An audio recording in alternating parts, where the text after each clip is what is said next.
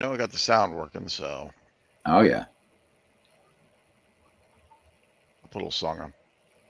Let's go, batter up. We're taking the afternoon off. It's a beautiful day for a ball game today. The fans are out to get a ticket or two. From Walla Washington to Kalamazoo. It's a beautiful day for a home run.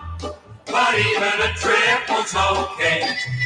We're gonna cheer and boo and raise a hullabaloo at the ball game today.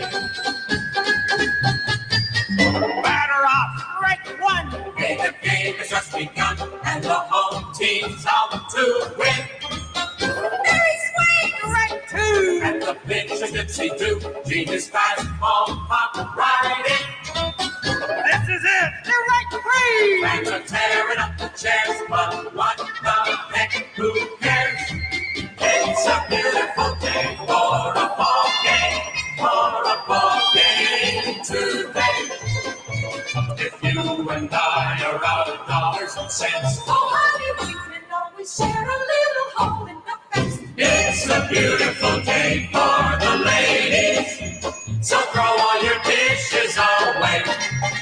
We're gonna cheer and boo and raise a hullabaloo at the ball game today. At the ball game, a wonderful ball game today.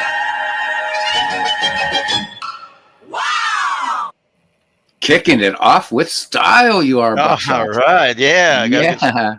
get some music going, get people a chance to get into the stadium here. Nice. Who do we have? All right, hey, Carlos, he came in early. He got the best seat. We got both managers here too. Right, excellent. Yeah, Slash is here, fantastic. Bernie, hey, Bernie. All right, well, let's go ahead and get started. As you guys know, as you can hear, I'm joined here with Beatles. Beatles, thank you for joining me tonight. I'll be watching the chat for the pink hand of despair for you. All right, well, and feel free to jump in with any comments too as we go along. All right, let's. So we're going to open up this playoff bracket. Just go over a couple things here for everybody that's unaware how this works. This bracket right here that says round 4 is going to be completely ignored. These are the 4 division winners. They'll play until they get to this round, and that will crown the champion. And these are the 4 division losers, and they'll play until they get to this round. The winner of this round will get the first round draft pick going into the second season of the Field of Dreams Baseball League. And Beatles, can you believe that one of these 4 teams is actually going to have a shot at the 1994 San Diego Padres team? I'll tell you what, they are so lucky to land those Padres. So that's the big prize. It's the big prize. The big prize. Oh. All right. So we're going to start down here with Dallas and T-ville tonight. And then we'll move on to the mid-Michigan and Florence game. And we'll see how this goes. Beatles, we're supposed to, I guess, we were supposed to autoplay each one of these once and then play them. Do you want to do that, or do you think we can get through these games pretty quick over the next couple of days? I think we can get through them pretty quickly. I'm going to come on tomorrow night it'll be later, like about 10:30 Eastern, 11 or something. So whatever you're comfortable with, it's you, me, and Mike that are going to be pretty much doing these the whole way through. So all right, well then let's go ahead and play them out and let these people, this way because these poor teams didn't get a lot of airtime this year, right? Because no, everybody kind of highlighted the leaders of the divisions while they were going on. So let's go ahead and play these out and let's have some fun with this. All right, that's what it's all about, right? Having fun. Absolutely. All right, I don't know that John DFW is in, but we do have Carlos here, so he's here to manage his team. Okay. So let's get to the lineups and get them set up. Carlos watched MV's video on who not to take. And you trust that? You trust MV? Oh, Carlos.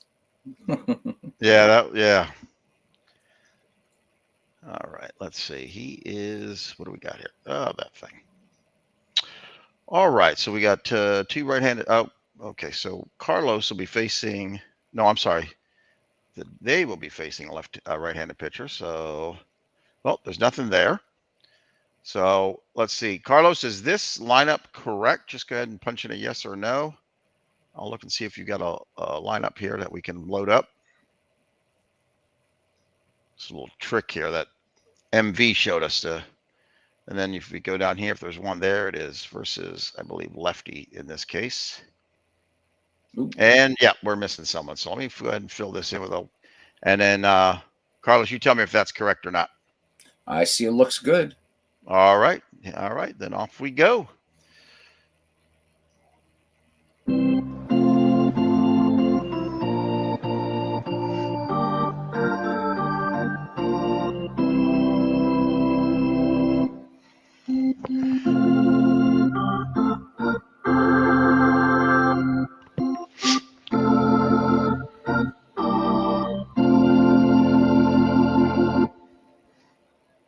All right, so here we are at Wrigley Field for Game 1 of the playoff series of the Field of Dreams Baseball League. But this is for the Sewer Series, and we'll determine who gets the first round of the new draft coming up in about 2 weeks.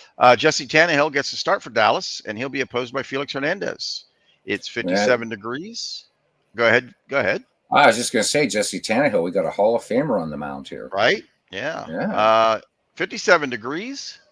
Wind speed is 14 miles an hour, and it's coming in from left field. And there's a little bit of rain, so I don't know. That's a pretty strong wind coming in from left field, so we'll see if there's any long balls on this one. Play ball. All right, let's take a quick look at the lineup for Dallas.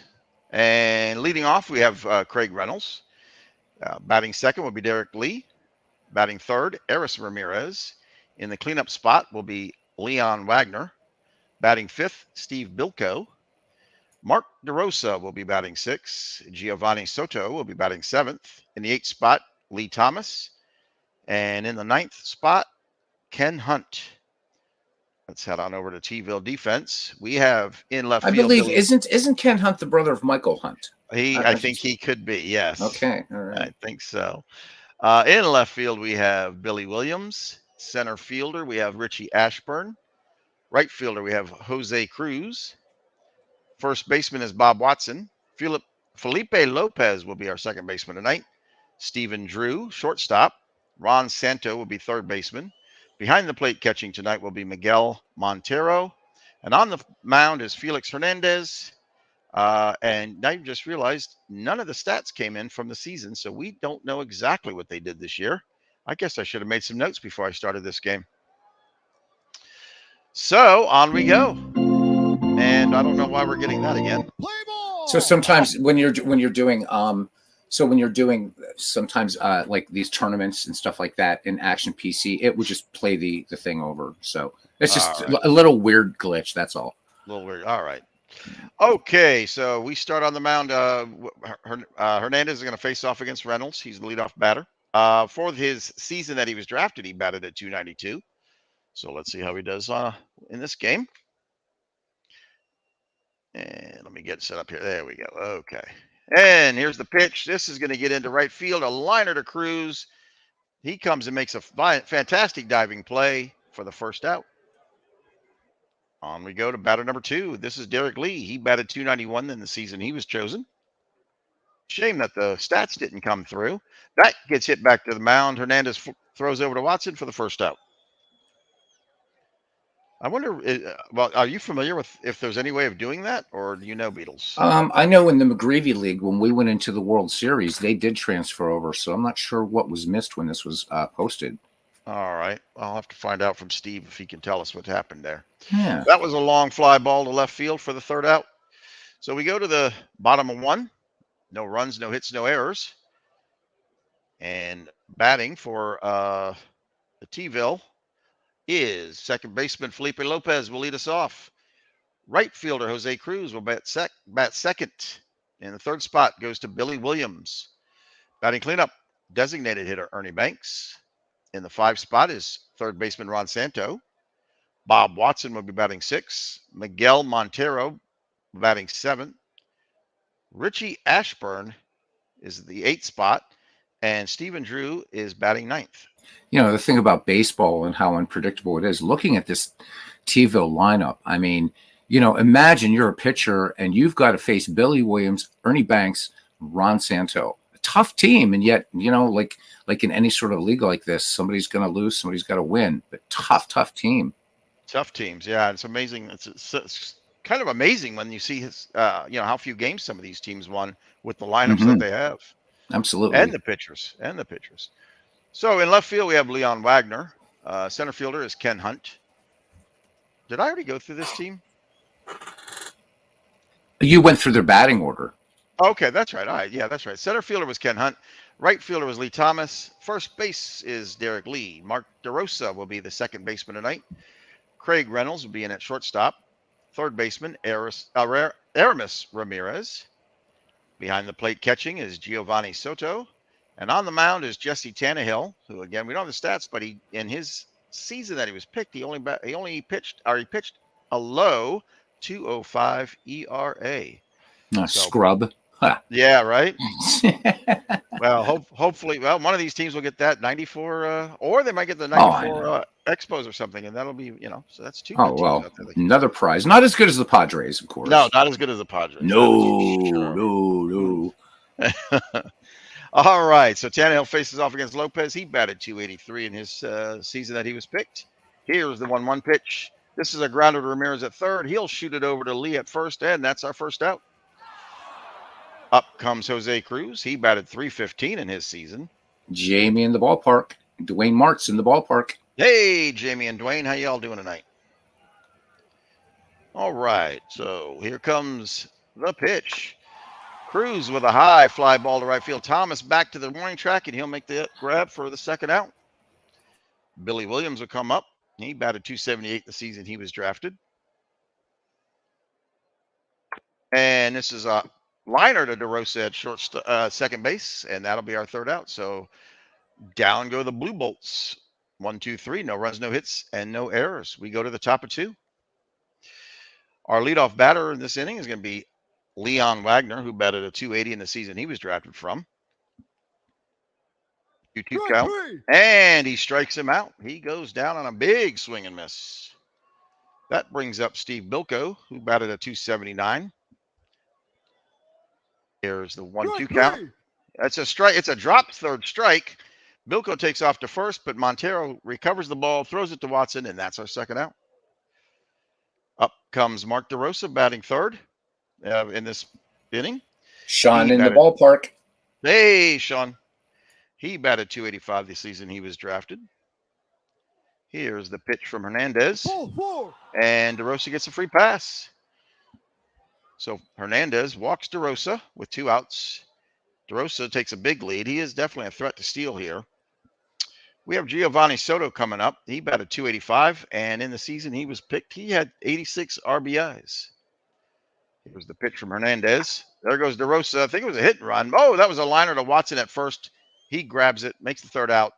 Down we go with no runs, no hits, no errors. There was a runner on base who got walked. He got stranded, and we go to the bottom of 2. We will see Banks, Santo, and Watson. Ernie Banks batted 278 in his season. Here's the pitch, and he strikes out. Another big swing and miss. So that's Tannehill. So each pitcher now with a strikeout. And now we'll see Ron Santo come to the plate. He'll face off against Tannehill. He batted 284 in the season he was drafted. Here's the windup and delivery. And Santo gets a free pass. So both pitchers with a strikeout and both pitchers with a free pass. And we now will see Bob Watson at the plate, who batted 289 in his season and knocked in 79 RBIs. So Bernie's giving us the stats, but with the 6-second delay, you don't get to see them until after the play's over. And I just remembered, too, with McGreevy, actually, they didn't carry over. What happened was, though, just really quickly, we had an all-star team in the McGreevy League. So after its World Series, we would play that all-star team against different teams in history, and the stats kept over on that. So with the playoffs, I don't think there is a way to bring over the stats, which is a bit of a drag. I wish they'd fix that. Yeah, definitely yeah. something that it's definitely something that Dave Cook should work on. You know what I'll do? I'll bring up my action PC and I'll give you stats for these guys. All right, when they come up to bat, you call out the stats, and then I'll do. That sounds like a great idea. Hey, I got to do something for a living here. There you go. There you go. Yeah. Earn your keep, right? Earn my keep. All right, Yeah, man. right. All right. So here's the pitch from Tannehill to Watson. There is one out, and we still have that runner on first. There's the one. Are we gonna get this guy coming from the stretch here? Some point here. There he goes. And he strikes him out. Took it looking. All right. Wait, what happened there?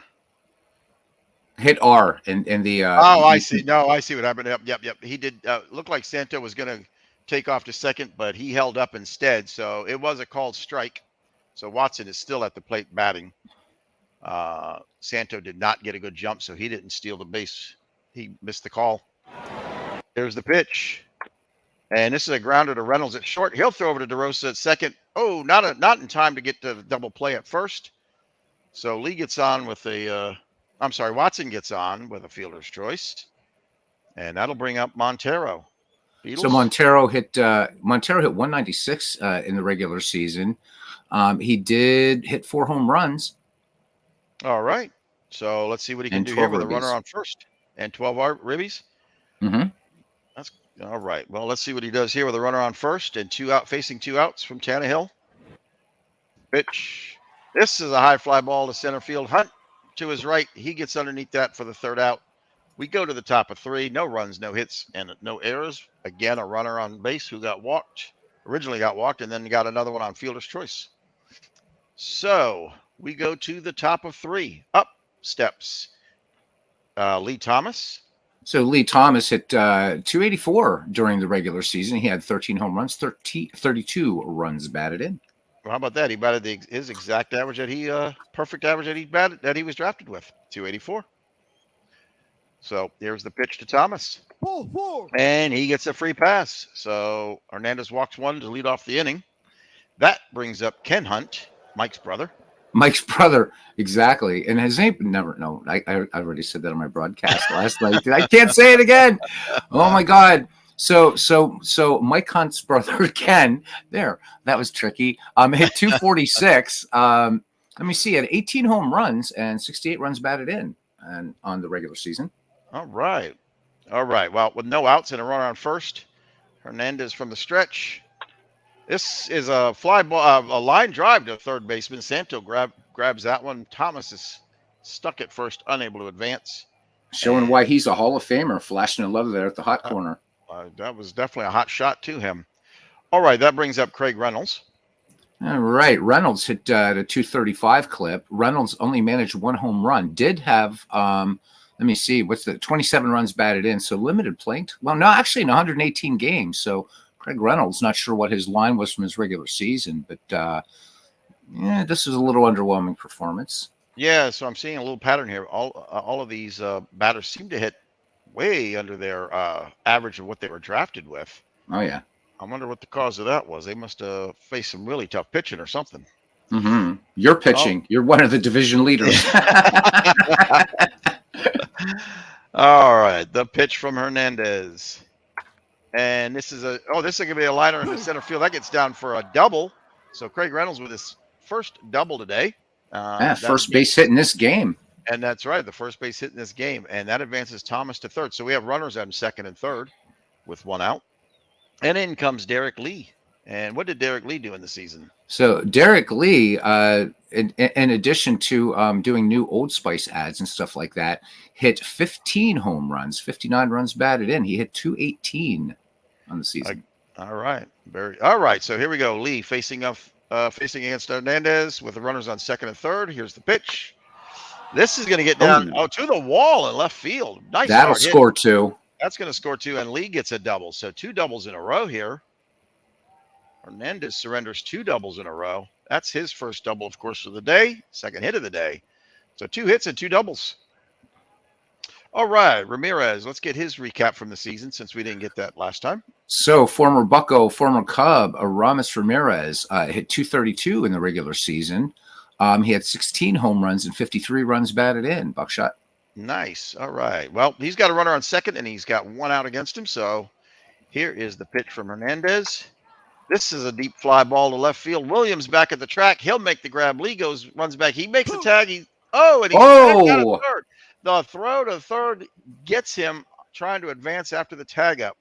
And that's a double play. 2 outs takes us to the bottom of 3. What a nice throw. beautiful throw. That was strength on Ramirez's part because the wind's coming in from left. So that's a neutral wind. That thing's out of here. So great.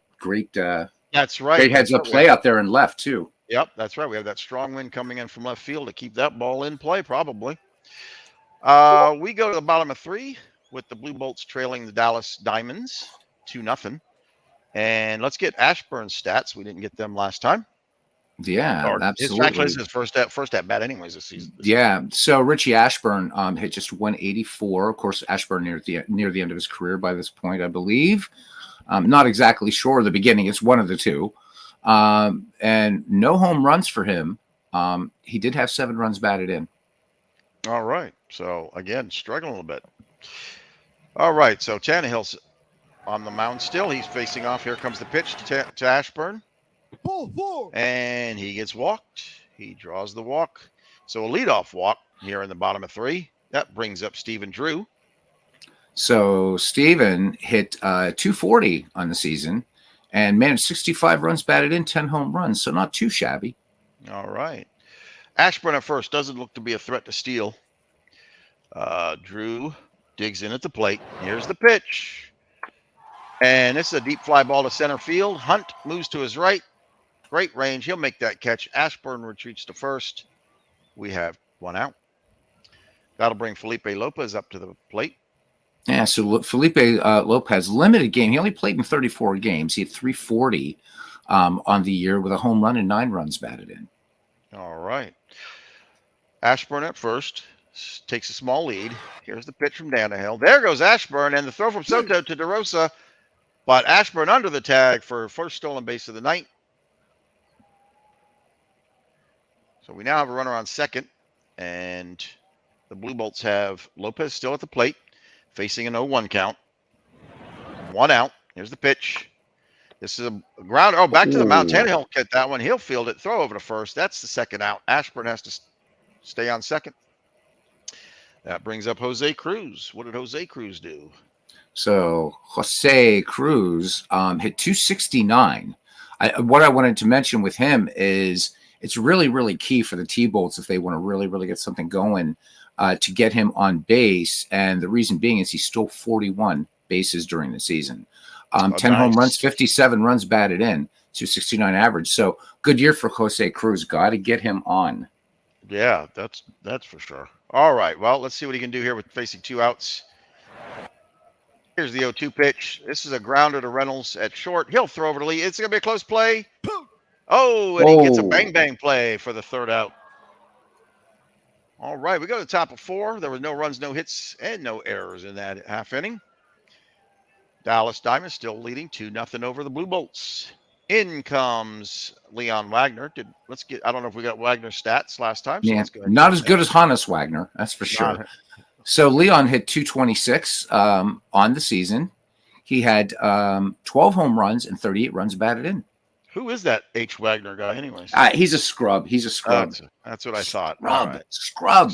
That's a total scrub. And at the beginning of the season, I was willing to take him to make it easy for the league, but no, Dwayne Martz, he had to be the martyr and take that scrub Wagner. Can't believe it. The guy only hit 326 in the season. I mean, come on, right? He took over the team. Yeah. Jeez. Oh well. Those dead ball scrubs, right? Scrubs. Forget it. That's not even real baseball. They play against carpenters and ditch diggers. Come on. That's right. Thank you. What's that guy's name? Something Burr, whatever. Bill Burr. There you go. But there you go. I've sworn off dead ball. Watch that go around the gaming community. Oh, geez. This is a grounder to Drew at short. He throws to Watson. That's the 1st out. Up comes Steve Bilko again. He's 0 for 1 so far tonight. And what were his stats tonight? So Steve hit 230. He had 24 home runs, 82 runs batted in. So that's kind of a typical Steve Bilko performance. All right. Well, the pitch from Hernandez. And that's a grounder to Santo at third. But Bilko, Santo with an error, unable to glove that one cleanly. Bilko will get to first on an error. So Oh, with one sorry, out. Carlos, about the plumbers. Yes, I forgot about the plumbers. Oops. Oh, yeah, definitely got to get the plumbers in there. Oh yeah. All right, DeRosa, Mark DeRosa. What did he do for the season? I don't think we covered him. No, Mark DeRosa had a 216 average with 21 home runs, 78 runs batted in. It's really strange how all of these batters batted so far under their regular average. Interesting. I wonder why that is. Some tougher pitching, certainly. I guess so. All right. So the pitch from Hernandez to DeRosa, runner on first. Here's the 1-2 count. This is going to get past Drew into left field for a single. But not against my team. So they feasted on my team, man. Jeez. Oh, so Bilko gets to second. DeRosa at first. Now, unfortunately, DeRosa, who is a threat to steal, can't because he's got Bilko right in front of him. And looks like Bilko's got lead in his shoes. So that brings Giovanni Soto. And did we cover his stats for the season or not? Well, we'll just say it one more time. And of course, right. I hate the Americanization of his first name. I don't know what his parents were thinking. It's not how you spell Giovanni. But anyhow, he had a 213 average. He saw limited playing time too, Buckshot. Only 42 games for him. So 213 average, 2 home runs, 26 runs batted in for Giovanni Soto. Interesting. All right. Well, he's facing Hernandez. He's got a 1 out and runners on first and second. So he's got a chance to get some RBIs here. And Buddy goes down on strikes instead. He swings and misses, chases a curveball, and goes down on strikes. So 2 outs now, and up comes Lee Thomas. Lee Thomas walked back in the third. I believe we covered his stats for the season, didn't we? Or do you want to do that again? We'll just do one more for him. So 284 average, 96 games for Lee Thomas. That's right. Regular season. Yep, 13 home runs and 32 runs batted in. All right, good. So we definitely got that. He matched his actual season stats, and that's going to get. Oh, Watson makes a great play at first. He'll pick that up, carry it to the bag himself for the third out. Big play right there. Big play. We go to the bottom of 4. Dallas with 3 hits and 2 runs. Blue Bolts still no hits and no runs. And that brings up Billy Williams. How'd Billy Williams do in the season? The great Billy Williams. So Billy, though, rather disappointing season for him. In 142 games, he hit his batting average was 206. He had 18 home runs, 84 runs batted in. So a little off year here for Billy, I think. Hall of Famer. Right. All right. Well, here's the pitch. It's an 0-1 pitch. Williams will take this into right field. A liner to Thomas in right field. He'll make that grab for the first out. That brings up Ernie Banks. So this was so Carlos telling us this was Billy Williams' rookie year. Of course, Billy Williams, one of the all-time greats. Ernie Banks, Mr. Cub, let's play 2. So Ernie played out the full schedule, 162 games, Buckshot. He had 245. And very respectable year, really. 27 home runs, 91 runs batted in for Mr. Cub. Nice. I'm going to put you on the spot. I know you know a lot about these dead ball players. What can you tell us about Jesse Tannehill?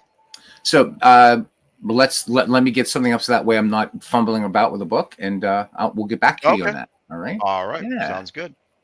All right. Here's 1 out, facing 1 out. Here's the pitch from Tannehill. And this is a deep fly ball to center field. Hunt back to the track. He'll grab that. That's the second out. You can't help but wonder if maybe one of these balls would have been a long ball if it wasn't for that strong wind coming from out there. Oh, so you want a little bit? Let's give you a little bit here about Jesse now that you asked. Okay. Absolutely. Take your time. All right. So obviously, okay. Yeah, good. So he was a lefty in the dead ball era. So he pitched for the Reds, Pirates, Highlanders, Red Sox, and the Senators. So Jess got around a while. He was considered one of the best pitchers of his era and one of the best hitting pitchers of all time. So he would echo what Dwayne and I say all the time. We don't need no stinking DH. Tannehill was such a good hitter. He was used in the outfield 87 times in his career. So started out with the Cincinnati Reds. And let me see, what else can we find out about the great Jesse here? So, so strong back. So in a 15-year major league career, he had a 255 batting average, had 190 runs, 55 doubles, 23 triples, 5 home runs, and 142 runs batted in, and walked 105 times. You think about that for a pitcher. I mean, that's a damn fine hitting pitcher. That is, yes, that sure is. It would have been nice not to have that designated hitter rule, but in our league, but the problem is there would have been so many pitchers that never hit. It would have been hard to do that. So yeah, he retired from baseball in 1911. So, but tough pitcher, really, really tough pitcher. So there you go, a little bit about Jess Tannehill. Nice. So he'll be, I guess, Dallas will have him. If he retired in 11, he'll have him for a few years, as long as he wants to keep him. Oh yeah, not bad. All right, put him in the lineup every once in a while. There you go. Santo walked in the second. Did we cover Santo? Let's get his stats real quick, just in case we got to get the great Ron Santo. Took way too long to get Ron into the Hall of Fame. 229 average in 162 games in our season. 16 home runs, 56 runs batted in. Santo is such a feared slugger. I would not want to face him. Well, we'll see how Tannehill does against him right here. The 0-2 pitch, and he strikes him out. So big strikeout from Hernandez. Guess he's not playing. Oof. Yeah. All right. Well, that brings up our favorite Ken Hunt. And we did his stats because yes, we did. And he is 0 for 1. He lined to third his last at bat. So we go to the top of 5, where we will see Hunt, followed by Reynolds, and then Lee. So Hernandez already with 73 pitches. Here in the top of 5. This is a deep fly ball to left field. Williams, right near the track in the corner there for that first out. Makes a beautiful grab. Up comes Craig Reynolds. He's 1 for 2 tonight. To Reynolds. It's a little grounder to first. Watson will recover. Hernandez will cover the bag, and that's 2. Derek Lee comes up to bat. He is also 1 for 2 tonight. Pitch from Hernandez. And this is a grounder to Santo. Santo across the diamond. This is going to be a close play. And Lee beats it out. He is safe at first. So Derek Lee beats out the throw from Santo. And he is a slight threat to steal over there. So we'll see if he takes off as Aramis Ramirez comes up to the bat, up to the plate to bat. Pitch. And he goes down swinging. So huge out with a runner on first. We go to the bottom of 5. The Blue Bolts still looking for their first hit here, Beatles. All I'll say here is there's a reason I'm loving that scoreboard, and I don't want to jinx it. Okay. Well, Watson is 0 for 1. Don't have to go over the stats. There you go. I jinxed it. There it is. Yep. So Watson with a single to left field. That's a grounder. Gets between short and third. And he gets his first base hit of the night. And the first base hit for the Blue Bolts tonight. So we have a runner on first, and in steps Miguel Montero. On the first pitch, hits it to DeRosa at second. He throws to Reynolds at covering, and he throws over to Lee for the double play. So a big double play there after getting the first base hit. And here comes Richie Ashburn. Ashburn takes a grounder, puts a grounder to the third. Ramirez nice play. Throws that over to that was a beautiful play by Ramirez. Looked like he was going to get by him, but it didn't. So Ramirez telling Ron Santo, I can do it too. Carlos is very happy. He said, jinx it. All right, we go to the top of 6, and we will see Wagner, Bilko, and DeRosa this inning. All right, now that the no-no's over, let's go Blue Bolts. There you go. Hernandez with 88 pitches already. He delivers and strikes him out. So that's the second strikeout for Hernandez in this game. Hernandez pitched. He got touched up for 2.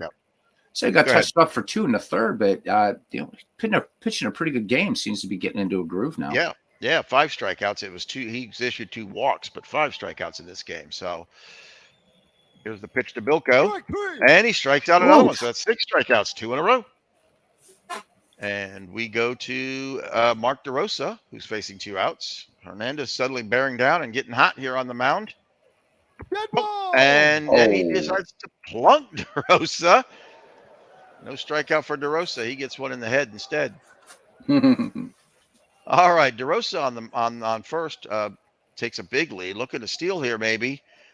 That brings up Giovanni Soto, whose first name is spelled wrong, and Beatles doesn't like that. Nope. The pitch from Hernandez. There goes DeRosa. It might have been a hit and run, but that's hit to Lopez at second, who tosses it over to second, and that's the third out. So we go to the bottom of 6.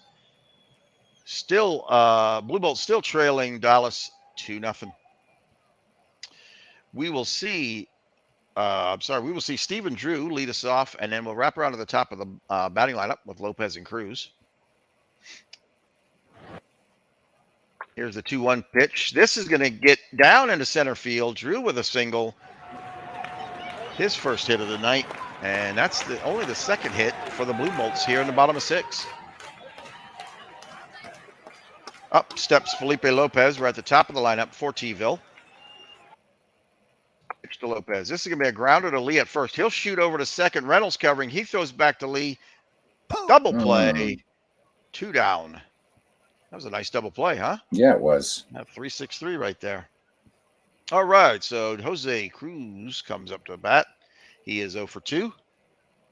Pitch from Tannehill. And this is a hot shot to left field, but that's a long liner. And that is the third out. Caught. Wow. Big hit. Excellent ball game so far. Yeah, nice close game. Definitely a pitcher's duel, especially for Tannehill, who's doing fantastic. Oh, yeah. All right, we go to the top of 7, and we'll see Thomas, and then back to our favorite Hunt, and then wrap around to Reynolds, who leads off the lineup. And this is going to get to the mound. Hernandez gets this one, throws over to first to Watson. That's the first out. And we go to Hunt. Hunt hunting for his first hit tonight. Here's the pitch from Hernandez. And he strikes him out. So Hernandez gets his 7th strikeout of the night. Not racking up those Ks. Hernandez looking like Rube Waddell out there right now. Right? Yeah.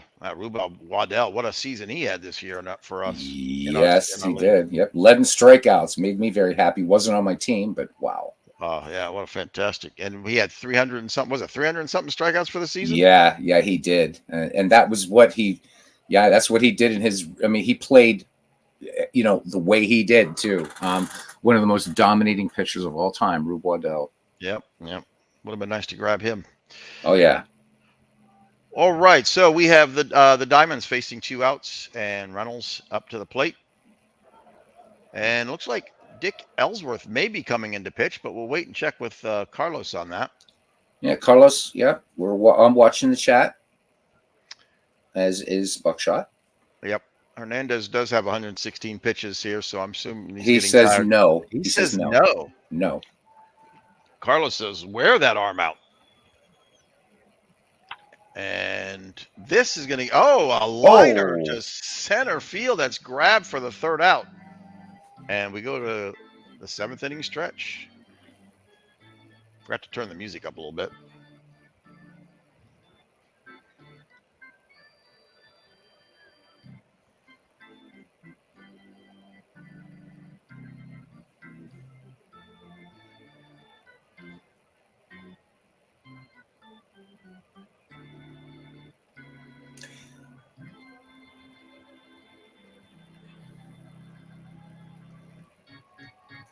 So he wants you to pull Hernandez next inning.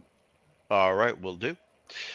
All right, so Tannehill still remains on the mound. He's only thrown 61 pitches, so he's being very productive in this game. Not bad for a dead ball scrub, huh? Dead ball scrub with 2 strikeouts so far and 2 walks. And here's the pitch to Billy Williams, who's 0 for 2. Strike 3. And he strikes him out. So there's the 3rd strikeout for Jesse Tannehill. Up steps Ernie Banks. Banks 0 for 2 also tonight. Here's the first pitch. He'll take this one into center field. That's going to be a single. So Ernie Banks on first with his first single of the night. That brings Ron Santo up to the plate. Trying to make something happen here. Blue Tying a run here. 2. Tying a run at the plate. And Blue Bolts trying to get back into this game. Here's the pitch. And a dribbler to short. Reynolds will field that one. He throws over to Lee. Did not have time to get Banks at second, so it's only 1 out with Banks standing on second base. So facing 2 outs, though, Watson steps up, trying to get something going here for the Blue Bolts. Watson is 1 for 2. He grounded to short in the second, then he grounded a single between third and short in the fifth. This one goes down first baseline. Leo grabbed that one. He'll carry it to the plate himself for the third out. So down go the Blue Bolts with no runs and 1 hit. Okay, Hernandez goes out. We go to the top 8. Hernandez pitching fantastic game with 7 strikeouts. He wants you to pull him. And he does want to be pulled. That is correct. So, yep. Who would you like in there, Carlos?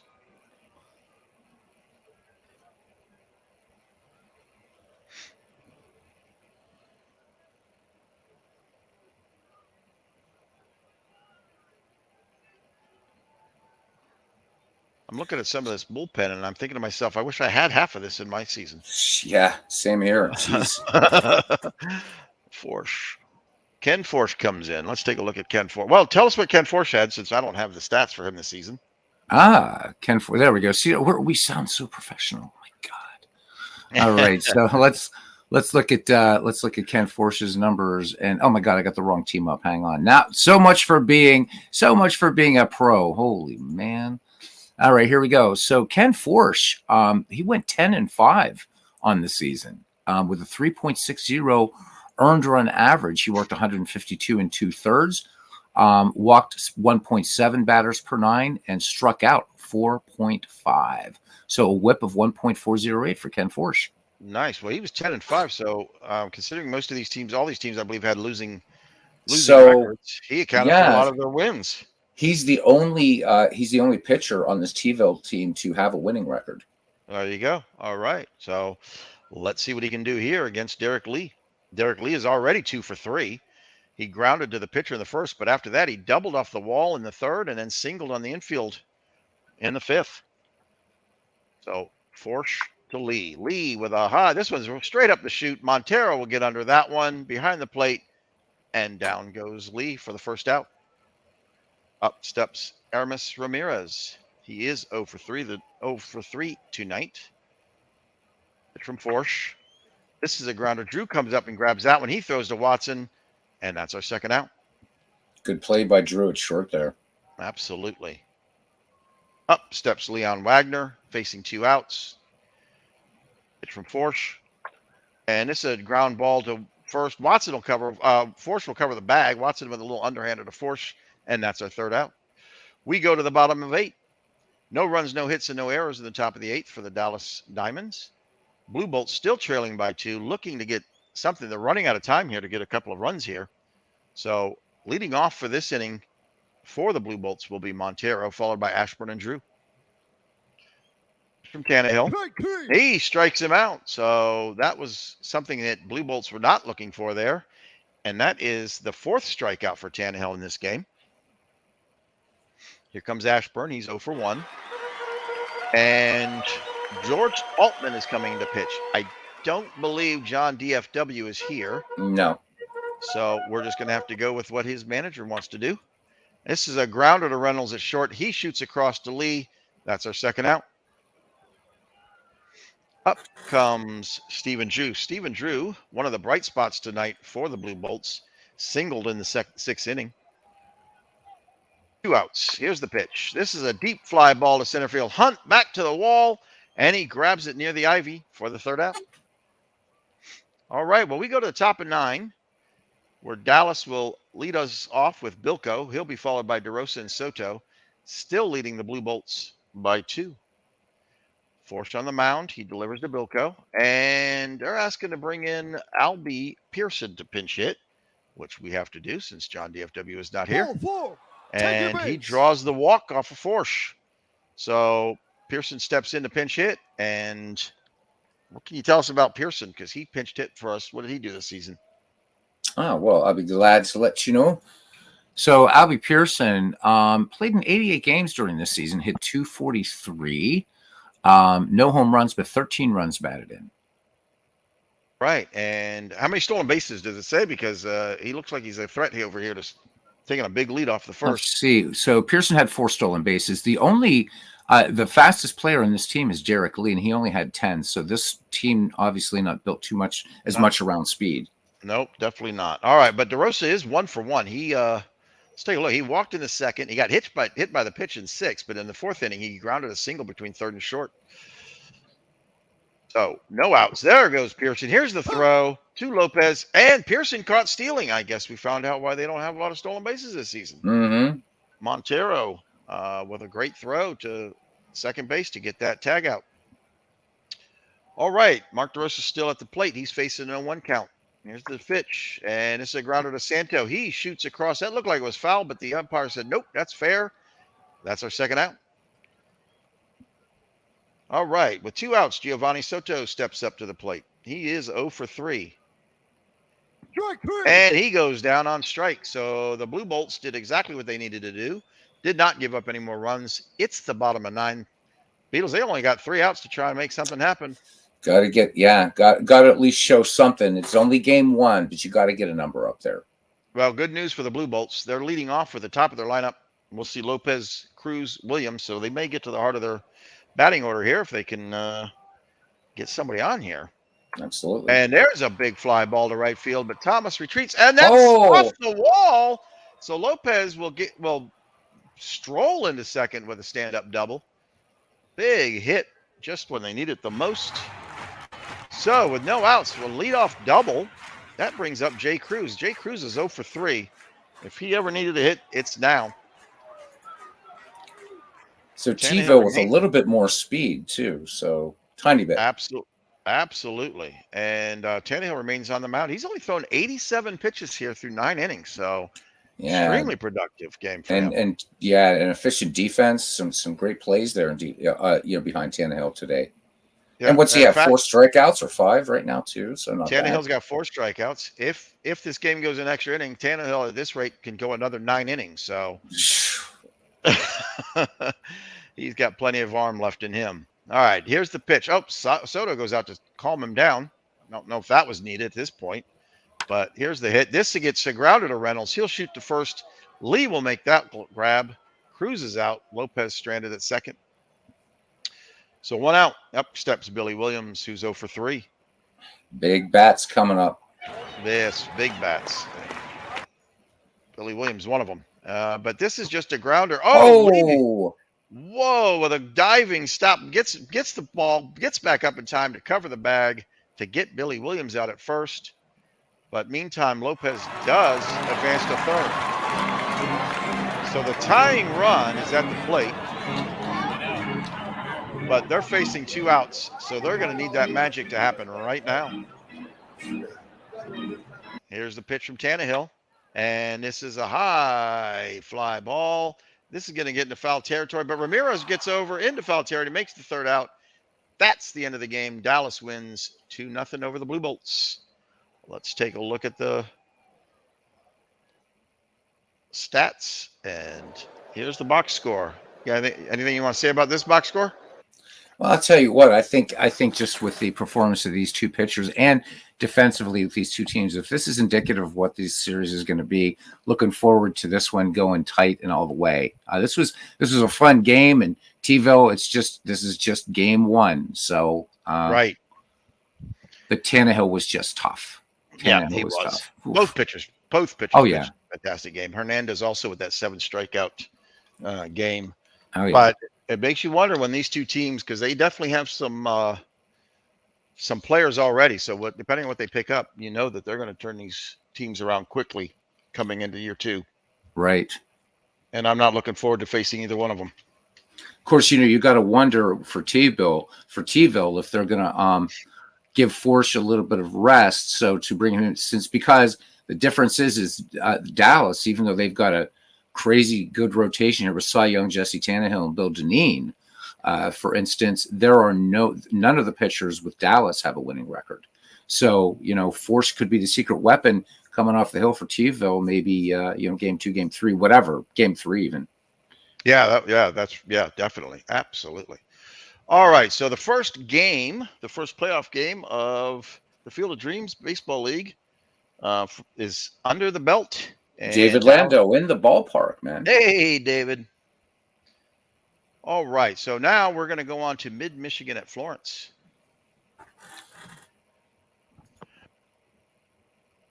Give me 1 second to get a drink. Sure thing. So, guys, what we're going to be doing while Buckshot's getting a drink is we're going to be doing the Sewer Series first and basically playing the first games of each series and then simming up into a point where if it looks like there's, something's on the line, what have you. For the championship series and the World Series, all of those games will be streamed all the way through. So nothing will be simmed at the top. No, there's no slam on any, because I finished near the bottom myself too.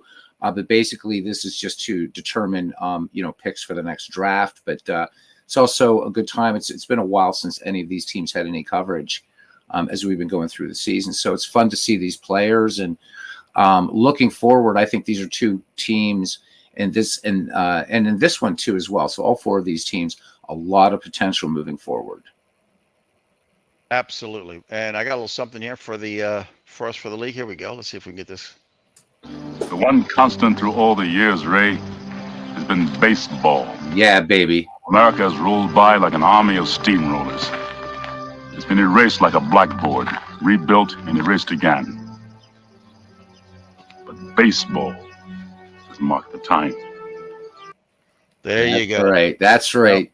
So Slash, he says, even though we have to wait till the weekend, for which Slash Steve? Depending upon how quickly we get through these, I don't know if you're talking about the championship series or what, but there's three of us right now that are going to be broadcasting these games. So we're going to try to get through everything as quickly as possible. Yeah. So the championship series, you may not have to wait till the weekend because we're going to be simming most of these.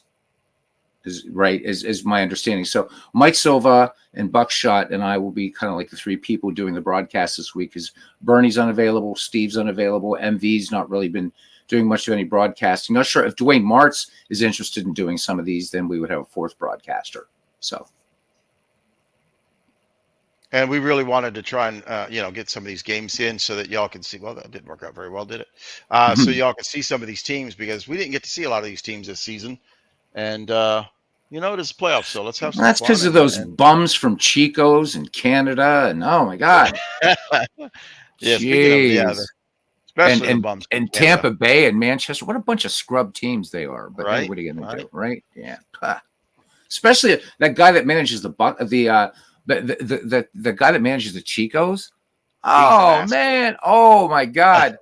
He's a bum. Yeah, put him in the fucking bathroom. Put him in the fucking bathroom.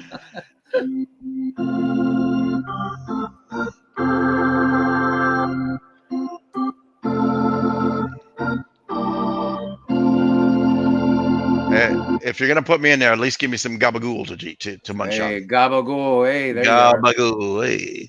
All right, here we are at Great American Ballpark. Bob Gibson will start for the Mid-Michigan, and he'll be opposed by Mudcat Grant for Florence. 69 degrees, wind speed 8 miles per hour from right to left. So let's go. Play ball. Let's take a look at the lineup. And we have batting off, leadoff is Ron LaFleur. Second batter will be Kurt Flood. Curtis Granderson will be batting third. Miguel Cabrera is our cleanup batter. Bill White will be batting fifth. In the sixth spot is Rusty Staub. Batting seventh is Ivan Pudge Rodriguez. Lou Whitaker will be in the eighth spot. And finishing up the order will be Alan Trammell. For Florence defense, we have Adam Dunn in left field, Josh Hamilton in center field. Hang on. Slash just saying the lineup is wrong. Is it? I can quit out and restart it. Yeah, might have to.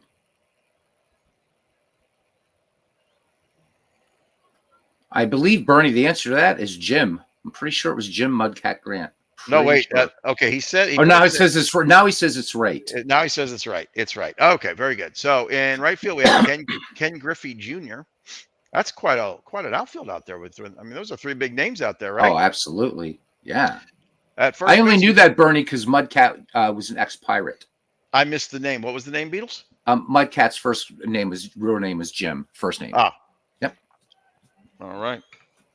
Willie McCovey is our first baseman. Brandon Phillips will be playing second. Jerry Hairston Jr. will be shortstop. Edwin Encarnacion will be at third. Buddy Rosar will be behind the plate catching. And of course, pitching will be Mudcat Grant. So, Beatles, what was Mudcat Grant's? All right. What was Mudcat Grant's stats for the season? All right. Let's pull those up for you here from the truck. All right. So, 1 second here. So, Mr. Grant went 7-21 in the year, 5.33 earned run average for him. So he has a pretty good pitch count, so expect him to go pretty far in the game if you can hold him down. But the league hit 250 against him, Buckshot, and his whip of 1.431. So Florence manager not here tonight, so hopefully the stand-in is going to be watching Grant closely. If Grant's on his game, though, he can be tough. Yep, he definitely's got an arm that can go a long distance. So we'll see how long he can remain on the mound. Okay, leading off for Mid-Michigan is LaFleur. How did LaFleur do this season? So the speedy Mr. LaFleur, we got to point this out, 59 stolen bases. So Mid-Michigan needs to get him on, all right? So LaFleur hit 244 in the regular season, 6 home runs and 35 runs batted in. Nice. Well, my own Snuffy stole 69 bases, so LaFleur only 10 less. So definitely somebody he wants to get on base here. Absolutely. Snuffy here's the hit. This is a grounder to Hairston. This is going to be thrown over to McCovey covering first. He gloves it for the first out. Yeah, Snuffy led 69 stolen bases. I was very happy to see that. He was the league leader. Yeah, outstole Hannes Wagner. That's pretty significant. Yeah, well, that H. Wagner bum, whoever he is. Yeah, scrub. So Kurt Flood, I see you got up next here. Yes. So Flood hit 251 on the season, had 37 runs batted in, and 1 home run. All right. Well, here comes the pitch from Grant. It's the 0-2 pitch. This is going to get into center field, over the base. That's a single for Flood, and that'll bring up Curtis Granderson. All right, so center fielder for the squad hit 231 during the season with 12 steals, 24 home runs, 62 runs batted in. All right, well, Flood with a slight lead at first. Granderson digs in. Grant from the stretch. And this is a hot shot to right field. This will get down in front of Ken Griffey. He will make the grab, so Flood will have to hold up at second, but Granderson with a single. So Michigan coming out hitting here. Yeah, wow. 2 hits already. And that brings up the hard-hitting Miguel Cabrera. How did he do this season? All right, so let's look here. So Miggy hit 257 with 29 home runs, 103 runs batted in. 29 home runs. I think that's more than any one of my guys I've got in the whole season. Mm-hmm. So here we go. The pitch to Cabrera with runners on first and second and only 1 out. And this is going to get into, oh, no, this goes straight to second baseman. He has to jump up and grab that one. Brandon Phillips with a great play. Looked like it was going to get over his head there. All right. So, unfortunately, for the Mid-Michigan, now they got runners on first and second with 2 outs, but up steps Bill White. Yeah, so Bill White in 113 games had a 264 average, 14 home runs, 62 runs batted in. So still a chance here for Michigan coming out swinging in the first inning. Absolutely. This is a different ball game than the last one we saw. This is going to get, McCovey gloves this one, covers it first for himself for the 3rd out. But that looked like it might have gotten by him there, but he was able to grab it and make that out. So we're going to go to the bottom of 1, and let's take a look at the lineup here for the Firebirds. Leading off will be Brandon Phillips, and batting second will be Buddy Rosar. Is it Rosar or Rosar? It's announcer's choice. Okay, well, we'll go with Rosar then. Josh Hamilton will be batting third. Adam Dunn will be the cleanup batter. Jerry Hairston Jr. will be batting fifth. In the 6th spot is Sal Bando. In the 7th hole is Willie McCovey. Stretch. Yeah, stretch. Batting 8th will be Ken Griffey Jr. And rounding out the lineup will be Edwin Encarnacion. On we move to Mid-Michigan defense. Kurt Flood in left field. Curtis Granderson in center field, Ron LaFleur in right field, Bill White will be the first baseman, Lou Whitaker will cover second, Alan Trammell will be shortstop. On third base is Miguel Cabrera. Behind the plate is Ivan Pudge Rodriguez. And on the mound is Bob Gibson. How did he do this season? So Bob Gibson, of course, this is a very early Bob Gibson. So, I'm pretty sure he's going to be carried over. Gibby on the season, 13 wins, 15 losses, a 4.7 earned run average for him. But already Gibby, in this very, very early iteration of him showing his greatness, averaged 7.2 strikeouts per 9 innings. So now that you mentioned the ages, I'm looking here, and he's got Gibson at 25. He's got Miguel Cabrera at 25, Alan Trammell at 20, Kurt Flood at 3. So he's got some young players that, if he wants to keep, can go deep for him for many years. Oh, absolutely. Excellent team.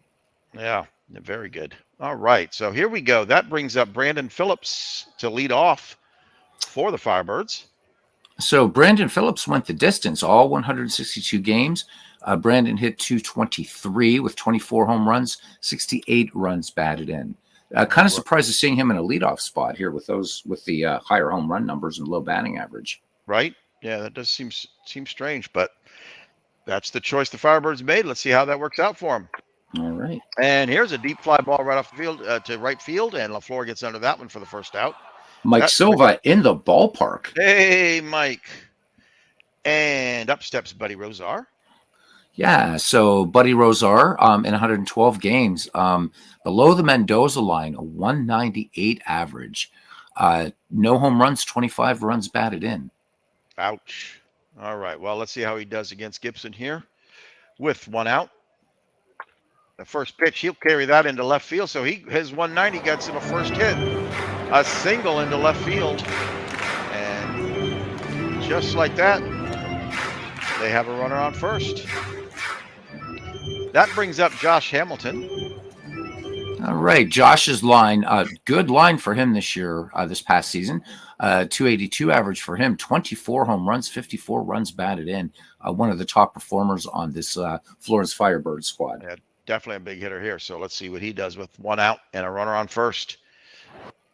Here's the 1-2 count. This is going to be a deep fly ball to right field. LaFleur runs back. He makes it catches it at the track. Rozar has to retreat to first. So 2 outs now, and that brings up Adam Dunn. All right, so Adam Dunn, 157 games for him, a 201 average, 68 RBIs, 24 round trippers. Nice. All right, well, he's facing two outs with a runner on first. Here's the pitch from Gibson, and he strikes him out. So Dunn goes down on strikeouts. All right, so we go to the top of 2. There were no runs and 1 hit in that inning for the Firebirds. And we go to the top of 2 where we'll see Staub, Rodriguez, and Whitaker. That brings up Rusty Staub to lead us off. What did Rusty Staub do? Le Grand à l'Orange hit .254, 9 home runs, 35 runs batted in, 91 games. All right. Here's the windup and delivery. And he gets a free pass from Grant. So Staub with a leadoff walk to start us off. And that brings up Pudge Rodriguez. All right. So Pudge Jr. hit .209. He had just a solo home, just 1 home run, 38 runs batted in for Pudge Jr. And I'll tell you, when he played for the Marlins, he was deeply loved by the Marlins fans here. Mm-hmm. They love to watch him play. Oh, yeah.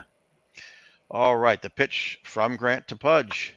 And that's a grounder. Hairston covers. He throws to Phillips at second. Unable to turn 2. Rodriguez will beat out the throw. So a fielder's choice for Rodriguez. 1 out for Mid-Michigan. Up comes Lou Whitaker. A man that should be in the Hall of Fame. Not Hall of Fame numbers this past season, though. Did play the full 162, hit .238 with 3 home runs, 55 runs batted in. All right. Whitaker digs in. Rodriguez with a. Now, this is never thought I'd see Rodriguez with that kind of a steal percentage, but he's got a big lead. Let's see what he does. And he's off. Rozar to second. And Rodriguez under the tag for stolen base number 1 of the night. So he stole 10 in the season, Buckshot. How about that? Yeah. Well, he sure wasn't doing that when he was with Miami, but he was hitting them hard. I'll tell you that. Absolutely. All right. So Pudge steals second. He's standing on second. Whitaker facing in the 0-1 count. And this is a grounder to Encarnacion at third. He throws over to McCovey. That's the second out. Up comes Alan Trammell. All right, Hall of Famer at the bat. Hit 291 on the season with a home run, 48 runs batted in for Trammell. All right, well, he's rounding out the batting order for Mid-Michigan. He's got 2 outs on him, and here comes the pitch. And that's a passed ball. Rosario unable to corral that. Rodriguez will scramble to third on that. And they're going to credit a wild pitch on that. So Grant with a wild pitch allows Rodriguez to get to third. So a runner and good scoring position here at third. 2 outs. Let's see what Trammell can do with the 3-0 count. Strike 3, you're out. And wow, what a comeback to strike him out with the 3-0 count. So down goes Mid-Michigan. And we go to the bottom of 2. The score is still locked up, 0-0. We'll see Hairston, Bando, and McCovey in this inning. And that leads us off with Jerry Hairston. How did he do? All right, so looks like this. 259 average for Hairston. Played in 100 games. He had 3 home runs, 21 runs batted in, and 15 steals. Nice. All right. From Gibson.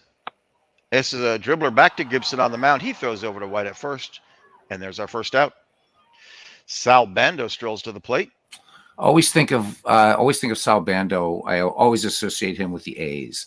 Bando this past season, a 212 average with 12 home runs, 52 runs batted in. Okay.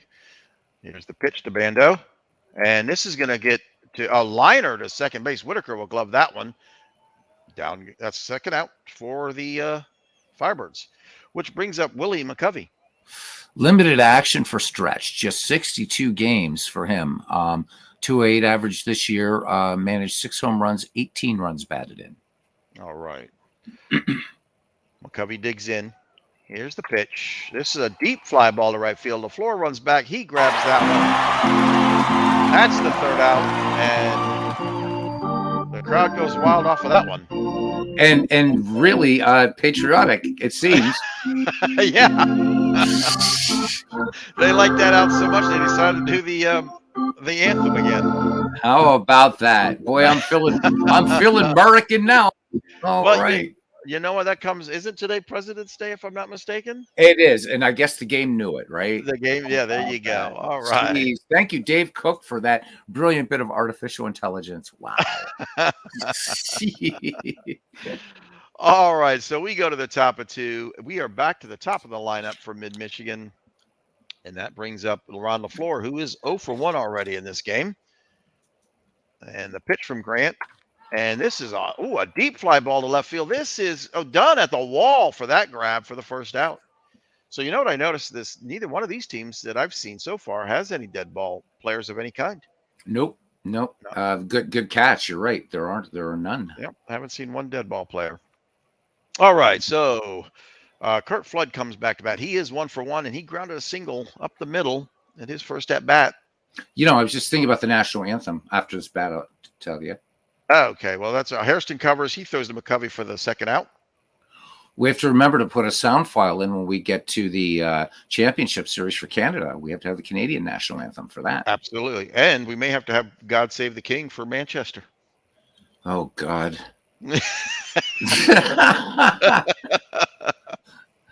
I was having such a fun time. You had to mention those wankers. Thanks a lot.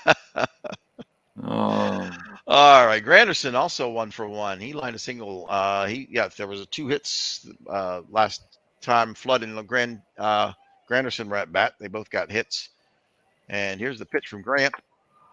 And this is a high fly ball to right field. This is going deep. Oh, and she gone. Granderson will touch them all. Big hit. That's a 341-foot home run hit over right field wall. And that is that will bring up Cabrera. I'm sorry, that brings up Miguel Cabrera, who's 0 for 1. And just like that, Mid-Michigan gets their first run of the game, and they are leading 1-0 here in the top of 3. So 2 outs. Here's the pitch from Grant. It's a dribbler, a hard ground ball rather to Encarnacion third. He throws to McCovey, who covers the bag, and that's the third out. We go to the bottom one. That was one run off of one big hit, and there were no errors. And Mid-Michigan now leads the Firebirds 1-0. Up comes Ken Griffey Jr. This was definitely not one of Ken Griffey Jr.'s premier years. How old was he here? 38. So, yeah, he's going to get better as he gets younger, right? Oh, absolutely. Yeah. Gotta I'm love sure. Junior. Yeah, so 131 games in this, just 200 or a 225 average, 12 homers, 41 runs batted in All right. for the kid. The pitch to Griffey. Oh, Gibson comes off the mound to field that one and get it over to White at first for the first out. Gibson's done a few hot grounders off the mound there tonight so far. Yes, he has. He's doing a great job of fielding his position, helping himself out there. Edwin Encarnacion will end up this batting order. All right, so we'll finish this slash line business. Encarnacion, and a disappointing season, 140 games for him. He hit only 189, 15 home runs, 50 runs batted in, but that batting average hurts. I would love to know why some of these teams had so many batters below their average, and seems really strange, but I wonder what causes that. All right, well, Edwin Encarnacion digs in, looking for the pitch from Gibson. Here it comes, and he gets struck out. I guess we know why his batting average was so low. We go back to the top of the order for Florence. Leading off the order is Brandon Phillips. So facing two outs, he digs in at the plate. Here's the pitch from Gibson. This is a grounder to Cabrera at third. He'll throw over to White at first, and he gets him in time. That's the third out. We go to the top of four. Mid-Michigan 1, Firebird 0. We had no runs, no hits, and no errors in that last half inning. You feel like doing a couple of play-by-plays? Yeah, I mean, if you want me to, I can do that. I can do that. All right, Bill White steps in, leading it off here in the fourth for Mid-Michigan. Bill is 0 for 1 tonight. He grounded to first last time up. Mudcat Grant has the sign from Rosar, and here is the pitch.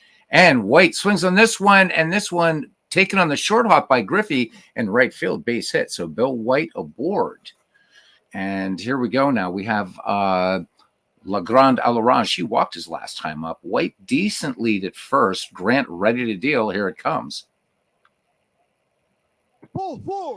Oh, good eye up there by Rusty Stubbs. So 2-1, nobody out. Mid-Michigan making some noise already. A 1-0 lead. And here's Pudge, 0-1.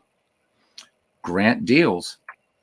And Rodriguez swings. This one grounded to Encarnacion to Phillips. They'll get Staub. And White moves to third on the play. So runners at the corners, one away. And it brings up Sweet Lou Whittaker, grounded to third, back in the second inning. Grant trying to hold him down here. Deals. And there goes Rodriguez, the throw down, and they caught him this time. Pudge had a stolen base earlier in the game, but gunned down. So big play. Rosar came up gunning and got him 2 away, and back in the box is Sweet Lou. Here is the 2-1 pitch. And Whitaker, not a base hit. I'm sorry. It was a base hit, but Brandon Phillips got it down there. So on the hop, and that does it. No runs, 1 hit, no errors, and 1 left. 3.5 in the books here. It's Mid-Michigan 1 and the Firebirds 0. Leading off here is Buddy Rosar. He'll be followed by Hamilton and Dunn. So Rosar 1 for 1, singled over short back in the first. Gibson has been playing his position very, very well, as Buckshot told us, and he winds and fires. The 0-2 pitch. Rosar 2 hopper to short. Trammell in 1 easy motion fires onto White for out number 1. Josh Hamilton now gave it a ride deep down the right field line last time. Very loud out. Gibby into the windup and the 0-2 pitch. And Hamilton goes down swinging. And that's the third strikeout for Gibson tonight. All right. Striding to the plate now is the left fielder, Adam Dunn. Struck out against Gibson back in the first. Gibby looking for a 1-2-3 inning here. And Dunn swings, long fly ball to right, and this one is off the wall. Dunn is going to have 2 easily as the throw hits cutoff man Lou Whitaker. So first double for Adam Dunn today. And stepping up now is Jerry Hairston. Hairston grounded back to Gibson his last time up. Runner in scoring position for, and here we go. And grounded back to Gibson. He does it again on to Bill White. And that ends the inning. No runs, one hit, no errors, one left. We have played 4 here in Cincinnati. It's Mid-Michigan 1 and the Firebirds nothing. Thank you. My throat got a little scratchy there, and I needed to take some drinks and clear my throat. No worries, my friend. It's all yours. Appreciate it. Yeah, but I got to follow that up. Yeah, you're the one with the broadcaster voice, man. Damn right you do. You got this. All right, we go to the top of 5. Mid-Michigan still leading Firebirds 1-0. Mid-Michigan with 4 hits so far in the game. Firebirds with 2 hits. Neither team has an error racked against them so far. That brings up Trammell, and then we wrap back around to the top of the order for Mid-Michigan. LaFleur, followed by Flood. Trammell is 0 for 1, and he struck out in the second. Grant delivers, and he issues a free pass to Trammell. So Trammell walks in here to start off the inning. Runner on first. Trammell taking a big lead here on first. Up steps Ron LaFleur, who is 0 for 2. Grant delivers, and he strikes out LaFleur, and Trammell didn't go anywhere. Thought he was going to steal, but I guess he decided not to. Up comes Kurt Flood, who's 1 for 2. He grounded a single in the first inning and then grounded a short in the third. Runner still on first, 1 out. Here's the pitch. Grant throws over to first, but Trammell gets back under the throw. No problem there. Florence needs to answer that 1 run here. They need to do Absolutely. something. I would have sent Trammell. What the hell? Well, this is Mid-Michigan batting. Oh, is this Mid-Michigan? Okay. Yep, this is Mid-Michigan batting. So they are looking to try and get a couple insurance runs. There's too much red. There's too much red. It's un-American. It is. Yes, and last night, the other time I think it was last night, I had too much blue. So too much blue. Wow. Too much blue. Yeah. So here we go from Grant. And Trammell takes off, and he does get under the tag for the stolen base. Rosar not in time with the throw. Stolen base number 1. So runner on second, 1 out. Flood still facing an 0-2 count. Here's the pitch from Grant. And he gets walked. So Grant puts another runner on. That is, where's Mudcat Grant stats? That's his 4th walk of the game already. He's only got 2 strikeouts and 4 walks. So Granderson, who is 2 for 2, Granderson lined a single to right in the first and then hit a solo homer down the right field line, 341-footer that we saw last time he was up to bat. And he's got 2 men on to try and do that again. Here's the pitch to Granderson. This is going to be a liner to Hairston, who gloves that one for the second out. So runner still on first and second, but here comes the big hitter, Miguel Cabrera. And he strikes out Cabrera. So Mudcat Grant comes through big time when he needed it the most. Didn't have a lot of strikeouts, but he needed those, and he got it. We go to the bottom of 5. Mid-Michigan still leads 1-0. Firebirds with only 2 hits, looking to get something going here and try and get this game tied back up. I tell you what, we are seeing some good games from these teams. Yeah, we are. I mean, first one a 2-0 game at the end, and this one so far 1-0. I love pitchers duels. Yes, I do too. And so here comes Bob Gibson. Bob Gibson with 3 strikeouts so far in the game and no walks. Faces off against Bando, who will be followed by McCovey and Griffey in this inning. Here's the pitch from Gibson. This is a deep fly ball to right field. This is LaFleur goes back. Oh, and he makes the grab for the first out. Up steps Willie McCovey. He's 0 for 1. He flied deep down the right field line his last at bat. The pitch from Gibson. It's a grounder to Cabrera at third. He shoots across to White at first. He gloves it for the second out. Ken Griffey strides to the plate. He's 0 for 1. He grounded the pitcher in the third. Gibson, as we already discussed a couple times, fielding his position excellently tonight. And he does it again. This is back to the mound. Gibson shoots over to 1 for the third out. And down go the Firebirds. No hits, no runs, no errors. We go to the top of 6. We will see White, Staub, and Rodriguez from Mid-Michigan. White is 1 for 2. He lined a single in the fourth, his last at bat. And this gets to Phillips at second, who shoots it over to McCovey at first, and that's our first out. Rusty Staub comes in. He walked both of his at bats so far in this game. Walked in the second, walked in the fourth. Let's see what happens here. Here's the pitch to Staub. And this is going to get down into left field over Hairston's head. So Staub with a single. His first official at bat for the night since he got walked his first two at bats. In comes Pudge Rodriguez, 0 for 2. Grounded to short and grounded to third. Pitch. Oh, this is a hard shot to right field. This is going to get past Griffey up to the wall. Staub will round 2. Rodriguez on his way to second. Staub rounds 3, and he comes home. Rodriguez off for third. The throw to Encarnacion under the tag. Ivan Rodriguez with a triple and an RBI. What a huge hit for Pudge. So, Mid-Michigan scores another run. They're up by 2 now over Firebirds. Only 1 out against them so far, and Whitaker steps up to the plate. Whitaker 0 for 2. He's grounded both times. His at-bats. Pudge is standing on third. So here's a chance for Mid-Michigan to score another run. And this is going to be a grounder to Hairston. Let's see if Pudge does go. He's off and running. Whitaker gets thrown out by Hairston to McCovey at first, but not before he gets the RBI. So Mid-Michigan now up 3-0 over Firebirds. And up steps Alan Trammell, who is 0 for 1.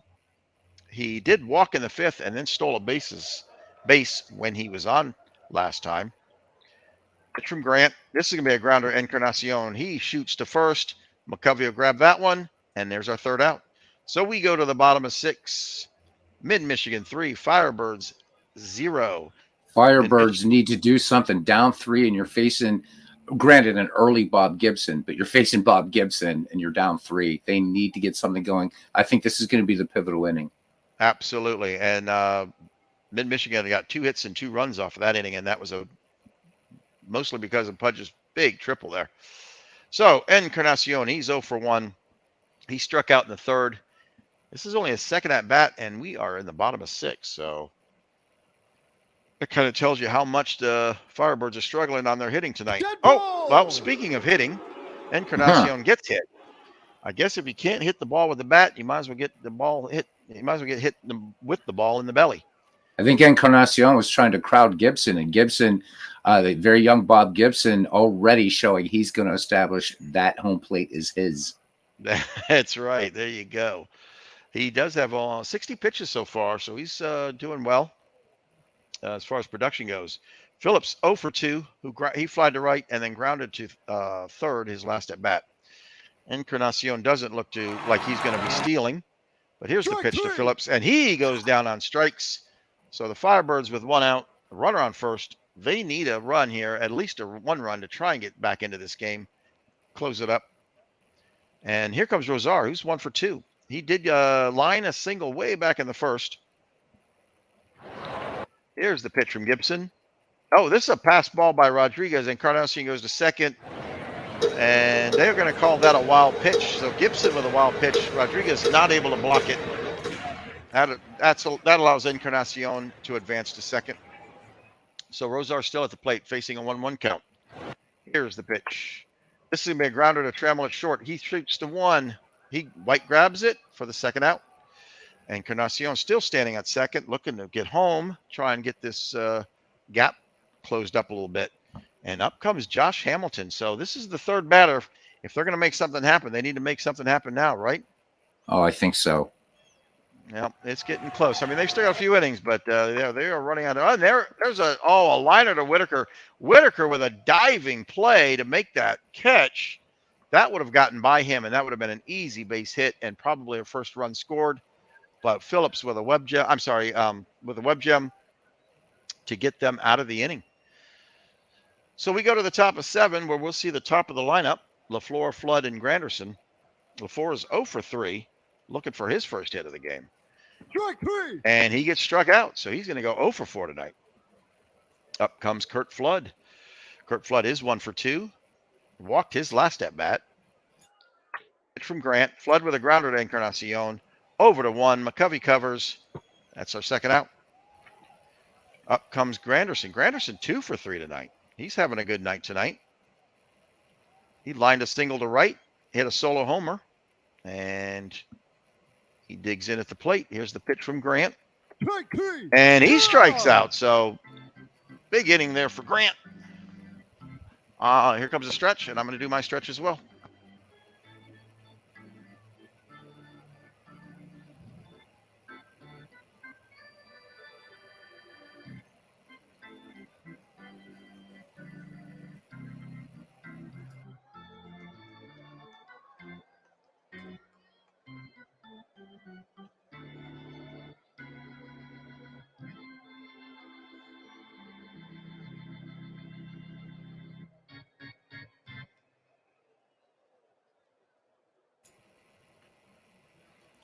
All right. Well, our play-by-play guys away. I want to thank you guys for coming in on behalf of Buckshot. Again, we'll be doing the Sewer Series first and getting through it. So probably going to be simming out the second games of each of these respective series and what have you. We hope to get through these. And then the championship series will start later this week. We have 3 people broadcasting at least. So we have Buckshot, Mike Silva, and myself, and hopefully maybe we can get Dwayne Martz on board to do a couple of these. And if Buckshot doesn't mind, just speaking just really, really quickly, Dwayne Martz has started a new project now, following on the heels of the 1961 double replay. He's now doing a 1978, and he's managing the 78 Braves. So he's got a lot of work to do. So that's something that's already started on Dwayne's channel. So do check that out as well. And I always say it, if you're a NASCAR fan, check out Dwayne's Red, White, and Blue NASCAR series because I think it's phenomenal. Absolutely. All Even right. if you're not, Dwayne's phenomenal, right? Yeah, I mean, there you go. There you go. Hey. I was watching NASCAR tonight, a little bit of that Daytona 500, and I was thinking, shit, I'd rather hear Dwayne call this than what I'm listening to here. So I turned the volume down. All right, we go to the bottom of 7. Up comes Adam Dunn, who's 1 for 2. Pitch, and Dunn gets walked. So Firebirds with a leadoff walk, a runner on first. Still looking to score some runs here, down by 3. So this could be a big inning for them if they can get these runners advanced a little bit. Here's the pitch to Hairston Jr., and this is a grounder to Trammell. He shoots over to first, unable to make the double play, so Dunn will advance to second. 1 out for the Firebirds. In comes Bando. Dunn at second. He takes a short lead. It's a high fly ball to left field. This is going deep. Oh, Flood at the wall. Makes a fantastic. He climbs the wall to grab that. And that is great play number 1 of the series for Flood. But what a huge out there, Beatles. Oh, that was yeah. Out of the game, maybe. Yeah, that could have been an easy 2-run homer right there. That would have brought them real close to coming back into this game. Unfortunately for the Firebirds, they're facing 2 outs, and up comes McCovey with a runner still on second. And this is a grounder to White at first. He picks it up, covers the bag himself. So Firebirds strand a runner on second and unable to capitalize off of that leadoff walk. So we go to the top of 8. We'll see Cabrera, White, and Staub. Cabrera's 0 for 3, not hitting very well tonight. Sean coming up with a nice little pun. The great Flood pull out Florence's fire, he says. There it is. All right, that was a high pop up to Hairston at shortstop for the first out. White is 1 for 3. He got he lined a single to right in the 4th. Pitch to White. This is going to get into right field again for another single for White tonight. So he's got 2 hits into right field. Up comes Staub. Staub is 1 for 1 because he walked his first 2 at bats and then lined a single. So he's actually having a pretty good night tonight on getting on base. 1 out. Oh, and they're going to replace Mudcat Grant. David Weathers is coming in to pitch for Mudcat Grant. I don't believe we have this is Aaron's team, if I'm not mistaken, correct? That's correct. And That's he's correct. not around. He's not around. No. So in comes David Weathers. So David Weathers, his record this past season, 1 win, 2 losses, a 4.78 earned run average. He worked 37 and 2/3. And the league hit 305 against him, a rather inflated 1.805. Oh boy. Okay. Well, facing Staub, who's already 1-for-1 tonight. A runner on first, one out. Weather's over to first. White beats that back. He'll remain at first. Takes a smaller lead though. Here's the pitch to Staub.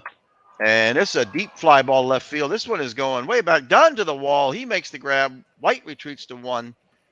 And we have 2 outs now. Up comes Pudge. Pudge lined that triple, his last at bat, to drive in the run. And he has a runner at first. So Pudge with one, he's 1-for-3 tonight. Weathers delivers to Pudge. This is a big fly ball and a home run for Rodriguez. So Ivan Rodriguez with the hot bat tonight. A home run and a triple. Drives in 2 RBIs there on that hit. 334 feet over left field wall. So Rodriguez leading Florence 5-0. Right, Monster exactly. Day, huh? Yes. I wonder who the MVP of this game is going to be. All right. So 2 outs for Mid-Michigan. And up comes Whitaker. Lou Whitaker is 0-for-3 tonight. From Weathers. This deep fly ball to center field. Hamilton retreats back. He'll make the grab for the 3rd out. We go to the bottom of 8. Mid-Michigan 5, Firebird 0. 2 runs and 2 hits. Once again, Rodriguez accounts for the hits and the runs rather for that inning. All right, Ken Griffey Jr. strolls to the plate for the Firebirds. He's 0-for-2. He needs to put that sweet swing to work. He sure does. And this almost gets past Whitaker, but he makes a fantastic play, throws over to 1, and that's a first out. Encarnacion comes up. He's 0-for-1.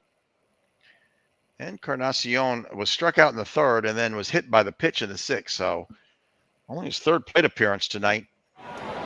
Firebirds with only 2 hits just aren't getting the batters up enough. That's a liner to 3rd. Cabrera gloved that one for the 2nd out. In comes Brandon Phillips. He's 0-for-3. And this Gibson once again comes off the mound to make a fantastic play and throws it over to first for the 3rd out. What a night Gibson is having fielding that position. How about? I think his fifth play off the mound, and those are coming off the bats hot too. They are. He's doing a fantastic job covering. So we go to the top of 9. Mid-Michigan up by 5. We will see the 9th batter for Mid-Michigan, followed up by the 1st and 2nd batter. Here's the pitch to Trammell. This is a high fly ball to center field. Hamilton to his left. He gets under that for the 1st out. LaFleur strolls to the plate. Here's the pitch. And this is a grounder to McCovey at first. He'll pick it up, cover the bag himself. That's the 2nd out. In comes Kurt Flood. Kurt Flood, 1-for-3. He grounded a single in the 1st. Pitch from Weathers. And this also gets to McCovey, who'll pick it up again and cover over the bag. That's 1, 2, 3 go Mid-Michigan. But they are still leading the Firebirds 5-0. We go to the bottom of 9. The Firebirds have 3 outs left to do something in this game. Only 2 hits so far for the Firebirds, Beatles. They are struggling. Yeah. Gibson, again, just showing what we're going to be seeing in many seasons to come, getting a glimpse of that tonight. Right. And, and as you said earlier, this is a young Gibson, so he's only going to get better. Oh, yeah. Unfortunately, Scary better. Yeah, and I'm glad he's over in your league. I'm not. Thank you very much. All right, the pitch from Gibson to Rosar, who is 1-for-3 tonight. And this is a grounder. This is going to get into right field past Whitaker at 2nd. Rosar makes a single out of this one. So perhaps the Firebirds showing a little bit of life here in the bottom of 9 with a leadoff hit. But this is where they need to make something happen because they are at the heart of their order. They got Hamilton followed by Dunn. They need something to happen here. They need Hamilton to start producing something because he's 0-for-3. He flied out in the 1st, struck out in the 4th, and then lined to 2nd. So let's see what he can do here with this one. And this is going to go to Whitaker at 2nd, who shoots it to Trammell. Trammell over to 1. That's the double play. Firebirds with 2 quick outs. And now down to their last out and their last shot. Adam Dunn, who is 1 for 2, doubled off the wall in the fourth. This could be it. Let's see what Dunn does. Here's the hit. This is going to be a liner to Whitaker. That's the third out. That's the ball game. Mid-Michigan 5, Firebird 0. Let's take a look at that box score. So 2 shutouts tonight. All right. Well, it's easy to see why the Firebirds lost. They only had 3 hits the entire night. 2 of those were from one from Rosar. So 1 hit, 2 out of 3 hits from one of your batters is not going to help you win a game. Absolutely not. Gibson goes the distance with 9 innings pitched. He struck out 4, only walked 1. So a fantastic night for Gibson. Not to mention the fact that he fielded that position. I don't know how. We'll have to look and see if we can find out how many putouts he made him assists he made in that game. Let's see. Mid-Michigan did have 8 hits and of course the 5 runs to win it.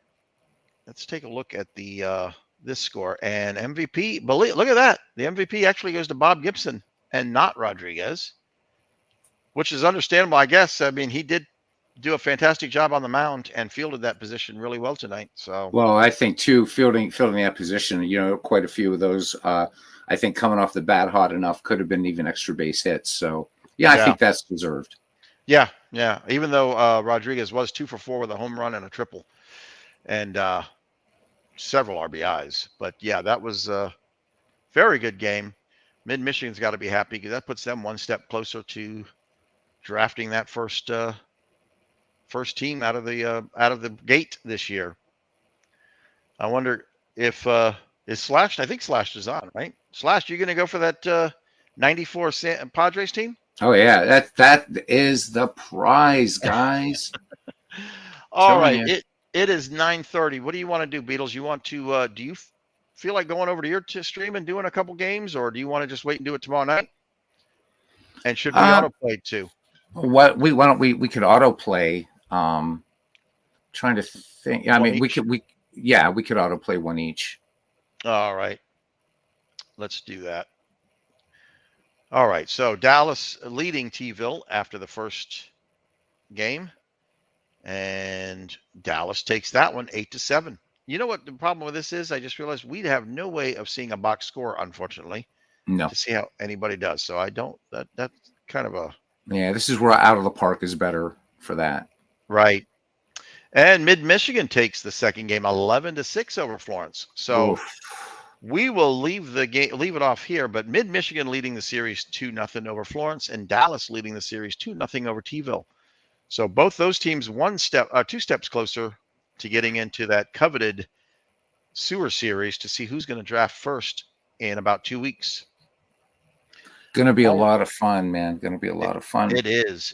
So I think tomorrow night, Beatles will take over and play a couple more games of this to get us to that Sewer Series and see how that goes. It is the best of 7. By the way, every series is the best of 7. Best of 7 here and here, and all these are going to also be the best of 7.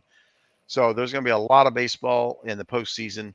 I think it's going to be a lot of fun. I am excited about this league and about the postseason. What do you think?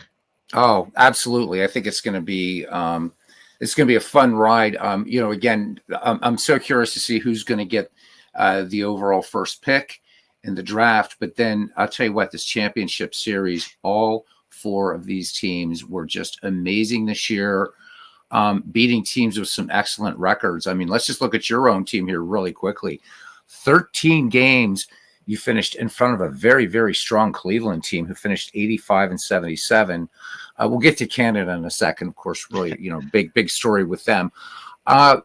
So MV's Manchester Red Bulls. So he was pretty dominant in the past Shanks leagues, and in the McGreevy League, did pretty well at all. But he staved off a very, very tough team for Big Clue, Horse Feathers, and of course, Forever Remain 90s Berlin. They finished tied for second, just 5 games back of Manchester. Probably one of the most exciting stories has been Tampa Bay, though, right? This year with that 3-game win over the amazing Kitsunes, but they gave them a run for their money. And then finally, Canada. So we talk about tough And here's how tough that team is. So they finish 17 games ahead of the Freds in second place. But here's the thing. The Freds' record was 101 wins and 61 losses, and Canada finishes 17 games ahead.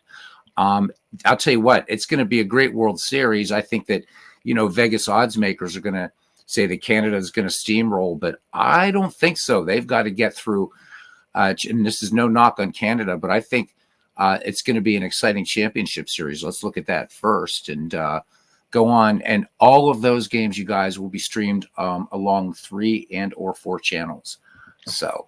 And I agree. When you have a team that has 101 wins and is 17 games back That's of the tough. leader, that's a tough pill to swallow. But that's a heck of a division, and we got to give Sean his due. He put together one heck of a team. He was able to draft some. There's other people that could have drafted some of those teams that he grabbed to put that team together. So. Well, I'll tell you what, getting those Tigers, the Tigers huge. Teams, huge. That was huge. Yep. Absolutely. I'm just looking here. So he finished first in batting, first in runs per game, first in team ERA, second overall, or actually tied for first in fielding. Just a fantastic team. But remember, guys, you can only keep 15. Right. So it's going to be hard to build a dynasty in this league. So we'll see. But in the meantime, you know what? What's really been fun, getting back to the Sewer Series really quickly, is we've had 2 shutouts tonight, and really, really good games. Really good games. Huh? Mike says we might be able to click on details. Let's see something here, if that works. So let's take a look. Yeah, that might. Nah. And that's. Yeah, let's try it and see. There we go. All right, good. There we go. So let's take a look then at that 11. Oh, whoa, what happened there? I clicked on batting and it closed the box down. Let's try that again. Well, let me go to batting without closing it down. There we go. There. All right. Nice. Okay. So 19 hits. Ouch. With 11 runs. Some highlights. Flood went 3 for 6. Here's Granderson 2 for 5. Let's see. We had no home runs, no triples, a few doubles in here. Commissioner in the house. Steve Tate. Oh, hey, Steve. Over here, they had the Firebirds had 10 hits and 6 runs. One home. Oh, they had a couple home runs though. Bando and McCovey with a home run each. And let's take a quick look at that pitching. So Jackson from Mid-Michigan goes the distance. Walks 5, strikes out 6, only gives up 5 earned runs. So he had a nice night, pretty decent night, enough to win, I guess. That's all that matters, right? Oh, absolutely. And then Raffensberg got pulled after 5 in the 3rd inning. So that's that detail. We'll take a look at the other one then. I did not know we could do that. That is nice to know. And all right, let's look at the pitching first then. Deneen. Good close game here. Yeah. What was this one? 8-7. Mm-hmm. Almost went the distance. Morgan had to come in to finish up that last inning. And the same thing. Oh, then look who came in again. Forsch once again with 3 strikeouts, no walks. So let's take over to the batting. 12 hits for Dallas, 8 runs, and 11 hits for T-ville and 7 runs. So pretty close there. But once again, Dallas with the win. So Dallas is again leading by 2, and Mid-Michigan by 2. All right. Well, anything else you wanted to say, Beatles? I'll be on tomorrow night. Again, guys, I'm sorry to be later, but I work a second shift job. So I'm hoping, fingers crossed, to be on by around 10:30 Eastern. I hope it's earlier, but at FedEx, we handle, especially where the part that I work in, we handle a lot of stuff from the Department of Defense, which they weren't doing any shipping today because it was President's Day. So I think we're gonna get it slammed tomorrow. But I'll do my best. I don't know if I'm going to have anybody. Hopefully, I'll have somebody in the booth with me. Hint, hint, hint. Because again, I'm short. Right. I mean, being able to have season stats, and unfortunately, that makes sense. Yeah, I wish Action PC would let me run 2 instances. Actually, I guess I could if I have to, but I've got to watch the chat too. to just run 2 instances of Action PC. But Buckshot, thank you for having me on, man. No, This thank is you for really, coming really, on. really such a privilege. Thank you. I hope everybody enjoyed the stream tonight. I thought it was fun, and I really appreciate you coming on. I know I asked you at the last minute there, but it sure did Happy make to it do easier it. having those stats available with you and the backup and everything. Yeah, it was a great time. So let's say thank you to Carlos, who was, by the way, the first through the turnstiles tonight. Slash Deep, thank you. Steve stopped by. Thank you very much. Sean, WWG. Who am I missing here? Mike came in. Thank you, Mike. David Lando is here. Who am I missing? Anybody? Bernie, of course, came in. Got to hear. I think he finally got to hear the 7th inning stretch music tonight. Just take me out to the ball game. I did not forget to click that button tonight. You get Bernie upset, right? You can't even talk over that song. That's right. That's right. I didn't know if Jamie did Jamie make it in. I didn't see Jamie, but everybody that Dwayne was in. Thank you, Dwayne. And we'll see everybody, I guess, over in Discord in a little while. If I think Dwayne actually right now, if you don't mind, if I just take a second, there's Jamie. Let me just check really quickly because I think Dwayne is just starting a game now because I saw on Steam that he was firing. So, So right now, on Dwayne Martz's channel, 1978 Major League Season, Game 1. This is Yankees at Rangers. So using Appa Baseball and Digital Diamond as a companion. So if you guys want to go over and check, I'm going to go over and check out Dwayne, and I'll probably see you guys in the Discord. Thanks again, Buckshot. This was fun. No, thank you, Beatles, and thanks again to everybody that came in. I hope everybody enjoyed the stream. We'll see everybody tomorrow night for games 3 and maybe 4 of the Sewer Series. There we go. All right. Thank you, Beatles. You all have a good night. Thanks, bud.